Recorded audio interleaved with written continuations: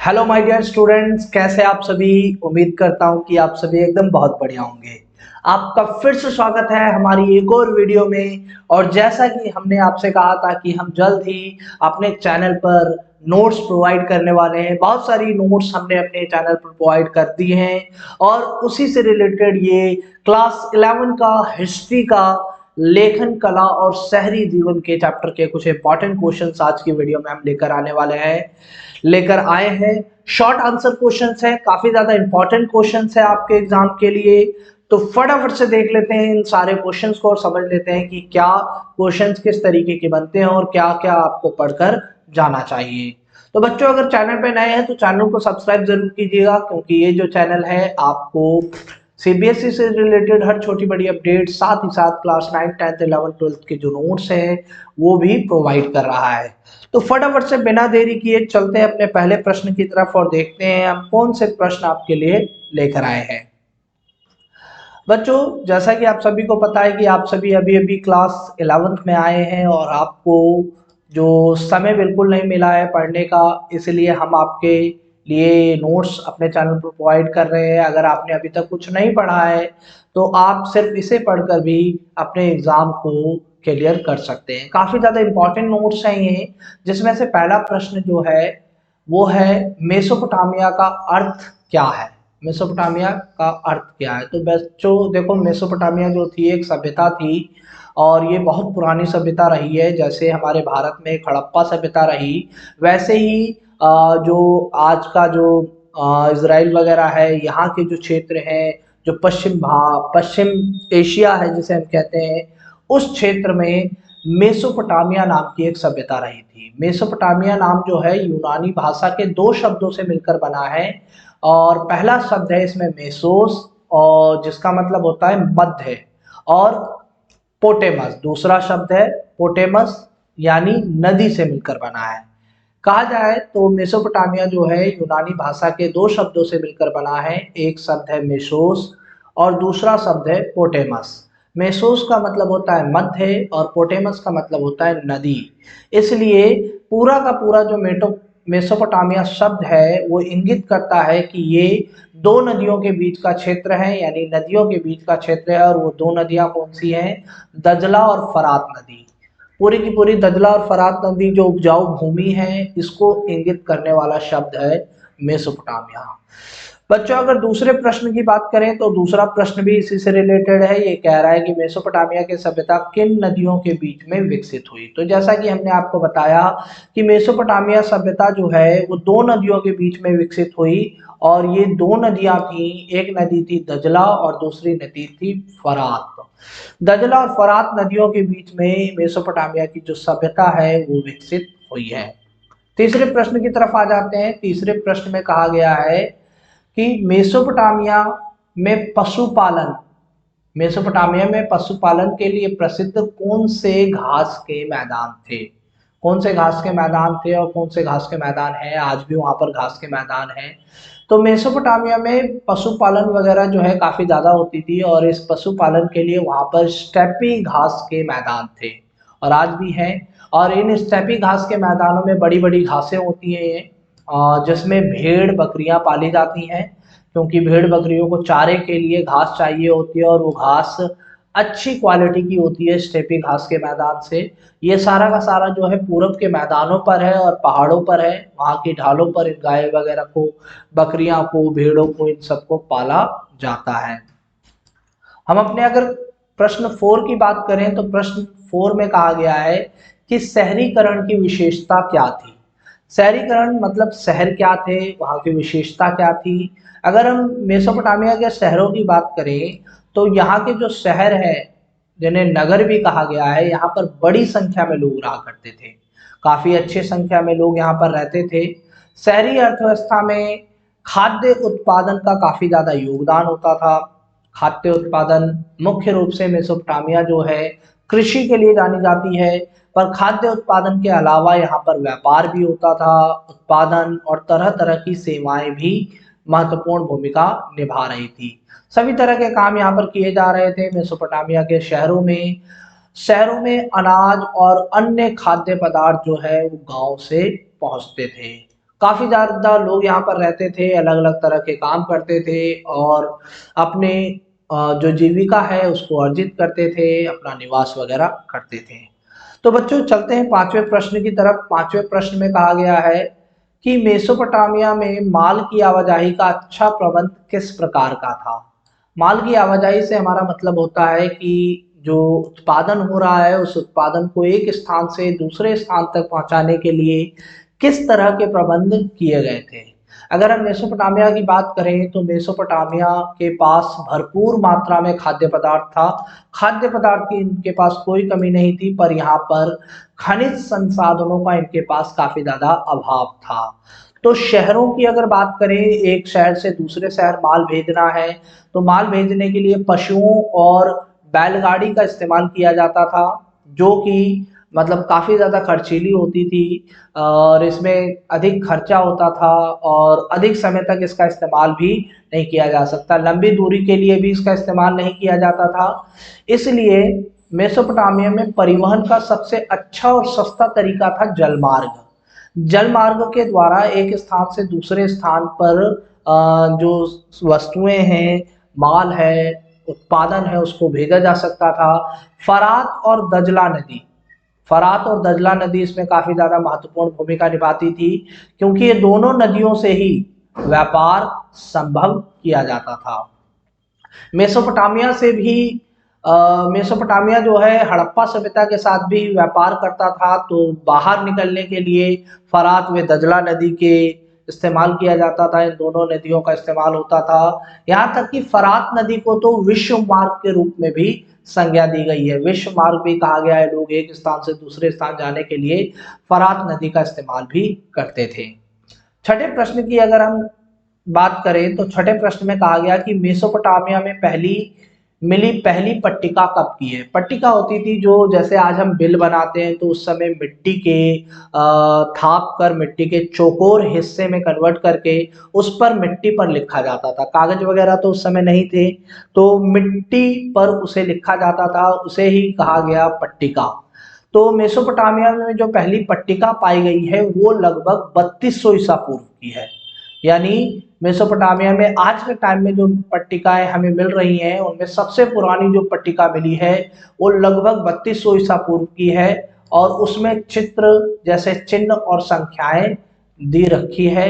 इसका इस्तेमाल व्यापारी वगैरह किया करते थे। अगले प्रश्न की तरफ आ जाए। अगले प्रश्न में कहा गया है कि मेसोपोटामिया की लिपि क्या थी। मेसोपोटामिया की लिपि की बात करें तो मेसोपोटामिया की लिपि को कीलाकार लिपि कहा जाता है या कीलाक्षर कहा जाता है। कीलाक्षर कह लो या कीलाकार कह लो, इसमें चिन्हों का प्रयोग होता है। इसमें कोई अक्षर नहीं होते पर चिन्ह होते हैं। ठीक है, इसमें एक अकेला व्यंजन या स्वर नहीं होता है, लेकिन कई सारे अक्षर इसमें मौजूद होते थे। ठीक है, अगर आठवें प्रश्न की बात करें तो आठवें प्रश्न में कहा गया कि मेसोपोटामियाई लोग विभिन्न प्रकार की धातुएं एवं पत्थर कहाँ से आयात करते थे। तो बच्चों, जैसा कि हमने इस प्रश्न में बात की कि पांचवें प्रश्न में मेसोपोटामिया के पास भरपूर मात्रा में खाद्य पदार्थ था, पर यहाँ पर खनिज संसाधनों का भारी अभाव पाया गया है। खनिज संसाधनों के अभाव के कारण मेसोपोटामिया को खनिज संसाधन के अभाव के कारण मेसोपोटामिया को जो धातु थे, पत्थर थे, वो बाहर से मंगवाने पड़ते थे। जैसे कि यहाँ लिखा है कि मेसोपोटामिया के लोग तांबा, रांगा, चांदी, सोना, सीपी और विभिन्न प्रकार के पत्थरों को तुर्की और ईरान अथवा खाड़ी पार के देशों से आयात करते थे। यहाँ से ये लोग मंगवाते थे, यहाँ से खरीदते थे, है ना। और बदले में ये लोग अपने जो कृषि पदार्थ है, मेसोपोटामिया के लोग कृषि पदार्थों का व्यापार करते थे। जैसा कि प्रश्न संख्या 9 में पूछा गया है कि मेसोपोटामियाई लोग जो है वो किन वस्तुओं का निर्यात करते थे। तो निर्यात की बात करें तो मेसोपोटामिया के जो लोग हैं इन सबसे धातुएं और पत्थर खरीदते थे और उनके बदले में अपना कपड़ा और कृषि जन्य उत्पाद जो होता है, ठीक है, पशुपालन से संबंधित उत्पाद, अनाज वगैरह यहाँ के लोग भारी मात्रा में निर्यात करते थे, क्योंकि यहाँ के लोगों को खाद्य संसाधन में किसी प्रकार की कोई कमी नहीं थी। खाद्य संसाधन में ये लोग भरपूर थे, समृद्ध थे।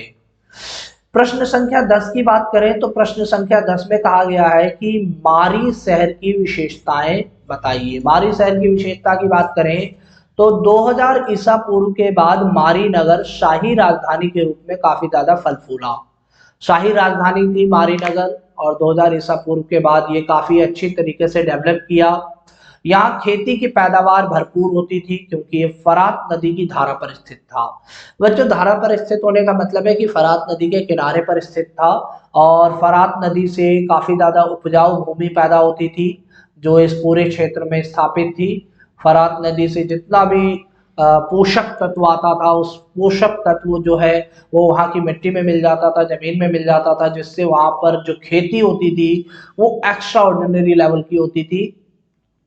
पर फिर भी इस भूमि का, इस प्रदेश का अधिकांश भाग जो है भेड़ बकरी को चराने के काम में आता था क्योंकि यहाँ पर घास के मैदान हुआ करते थे। जैसा हमने पीछे पढ़ा, स्टेपी घास के मैदान हुआ करते थे। ठीक है बच्चों, अगले प्रश्न की तरफ आ जाते हैं। अगले प्रश्न में कहा गया कि मेसोपोटामिया के लोग काल गणना किस प्रकार करते थे।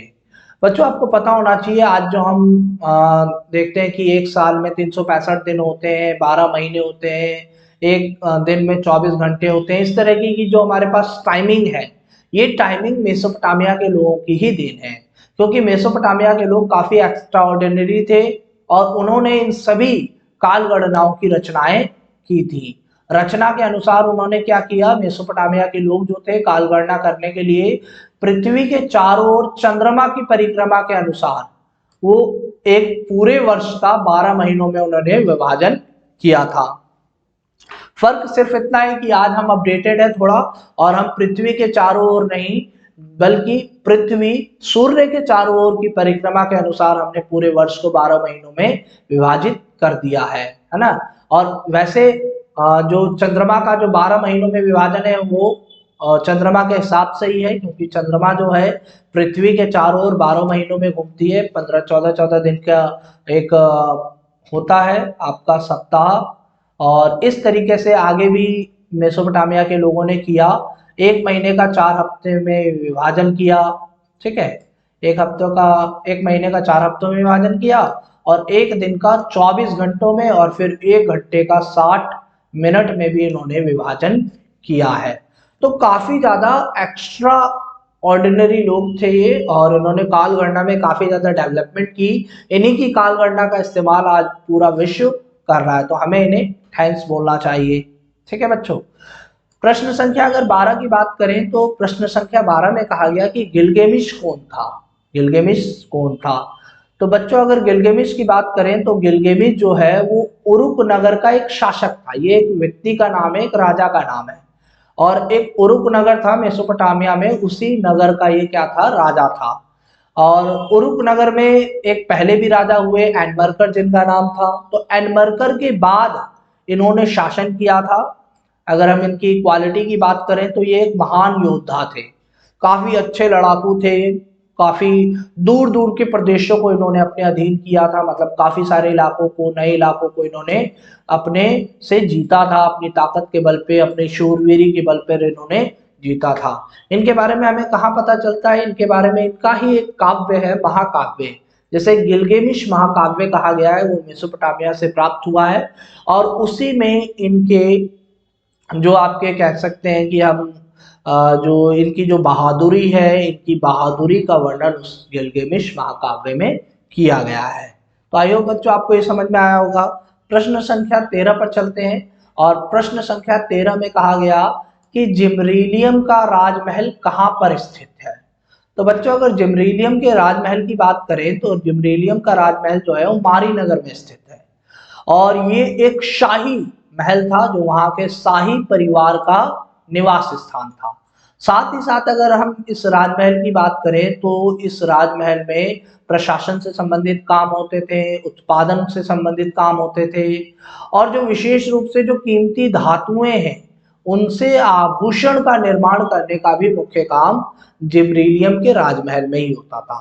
कहने का मतलब है कि जिब्रीलियम का राजमहल एक औद्योगिक बिल्डिंग भी थी और एक शाही बिल्डिंग भी थी। इस महल के एक हिस्से में शाही परिवार निवास करता था, तो दूसरे हिस्से में ये सारे मुख्य काम किए जाते थे। तो बच्चों समझ में आया आपको ये। क्वेश्चन नंबर 14 की तरफ चलते हैं। क्वेश्चन नंबर 14 में कहा गया कि एक पुराकालीन पुस्तकालय किसने बनवाया। एक पुराकालीन पुस्तकालय मिला है इसमें मेसोपोटामिया सभ्यता में, और इस पुराकालीन पुस्तकालय की बात करें तो इसकी स्थापना असीरियाई लोगों के आखिरी शासक, ऐसा मिला है हमें, आखिरी शासक असुरबनीपाल ने, उनकी राजधानी होती थी, राजधानी का नाम था निन्वे, तो अपनी राजधानी निन्वे में की थी। असीरियाई लोगों का जो ये साम्राज्य है ये काफी ज्यादा अच्छा फला फूला है, और ये समय है लोह युग का। लोह युग में असीरियाई लोगों ने यहाँ पर इस क्षेत्र पर क्या किया, अपना कब्जा किया और अपने साम्राज्य की स्थापना की, जो 720 से 610 ईसा पूर्व में अपने शिखर पर था। काफी फेमस पुस्तकालय है ये, ठीक है। और इसी पुस्तकालय के द्वारा हमें असीरियाई लोगों के साम्राज्य का पता चलता है, क्योंकि इस पुस्तकालय में काफी अच्छी अच्छी किताबें रखी हुई मिली हैं, उन्हें प्राप्त की गई थी। प्रश्न संख्या 15 की तरफ आ जाते हैं और हम अपने आखिरी प्रश्न की तरफ भी हैं, क्योंकि इस वीडियो में सिर्फ इतने ही प्रश्न हम आपको कराने वाले हैं। नेक्स्ट वीडियो में हम और भी प्रश्न आपको देंगे। मेसोपोटामिया की समकालीन सभ्यता कौन सी थी। अगर हम मेसोपोटामिया की समकालीन सभ्यता की बात करें तो बच्चों मेसोपोटामिया के समय ही हड़प्पा सभ्यता भी थी, ठीक है। तो मेसोपोटामिया के समय हड़प्पा सभ्यता थी। मेसोपोटामिया का जो एक नगर है उर, यहाँ पर एक नगर है उर, जिसमें आबादी के रहने के संकेत प्राप्त हुए हैं, परंतु इसकी जो संरचना है कुछ कुछ मोहनजोदड़ो से मिलती है पर पूरी नहीं मिलती, मेल नहीं खाती, क्योंकि यहाँ के घरों में जल निकास प्रणाली का अभाव है। आपने क्लास 12th में पढ़ोगे आगे जाकर कि हड़प्पा सभ्यता किस तरीके की थी, मोहनजोदड़ो किस तरीके की थी, वहाँ की निकास प्रणाली काफी ज्यादा अच्छी थी, ठीक है। पर मेसोपोटामिया की सभ्यता जो है वैसे तो समकालीन है हड़प्पा सभ्यता के, पर कुछ मेल वगैरह उससे नहीं होता। यहाँ के घरों की जो छत है उनका जो ढलान है घरों के भीतर पाया गया है, जबकि हड़प्पा सभ्यता में घरों की जो दीवारें होती थी वो नालियों से जुड़ी होती थी और वहां से जो पानी है वो बाहर निकल जाया करता था। मेसोपोटामिया से हड़प्पा की मोहरें भी प्राप्त हुई हैं, क्योंकि मेसोपोटामिया क्या करता था, हड़प्पा से व्यापार करता था, तो हड़प्पा से व्यापार करने के दौरान उसे काफी सारी चीजें, हड़प्पा की मोहरें यहाँ से प्राप्त हुई हैं। तो मतलब बहुत सारे यात्री वगैरह आते होंगे मेसोपोटामिया में, हड़प्पा के लोग जाते होंगे व्यापार करने के लिए, तो अपनी मोहरें भी ले जाते होंगे, तो मोहरें वहीं पर छोड़ दी गई हैं, ठीक है बच्चे। तो आई होप आपको ये वीडियो काफी ज्यादा पसंद आई होगी। अगर आपको ये वीडियो काफी पसंद आई तो चैनल को सब्सक्राइब जरूर कीजिएगा, वीडियो को लाइक कीजिए और मुझे नीचे कमेंट कीजिए कि आपको किस चैप्टर के नोट्स चाहिए, मैं फटाफट से उनकी वीडियो देने की पूरी कोशिश करूंगा। तो बच्चों फिर मिलेंगे एक नई वीडियो में नई अपडेट के साथ, तब तक के लिए जय हिंद।